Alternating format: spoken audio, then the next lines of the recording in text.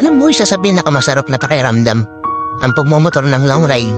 Yung tipong pagsakay mo pa lang ng motor, pagpapaandar ng engine, may mararamdaman ka ng kakaibang saya.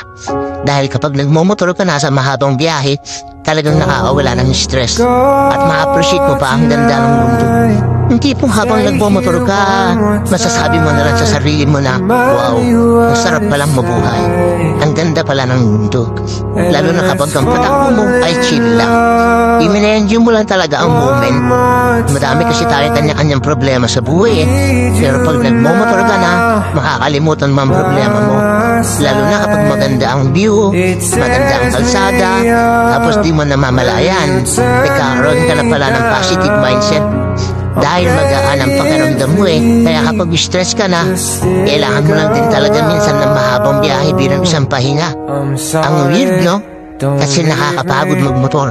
Pero ito yung pahinga na gustong-gusto ng marami. Pero sasabihin ko sa'yo, hindi katawan ang napapahinga kapag naglo-long ride ka. Kung di ang utak mo, kung di ang sarili mo mismo. Kaya deserve mo rin mag-enjoy.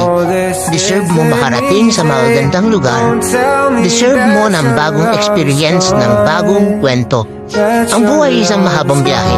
Madami kang pagdadaanan, iba't ibang uri ng kalsada, malubak, mabuhangin, madulas. Kailangan mo lang din talagang mag-ingat. At pwede kang momento para magpahinga.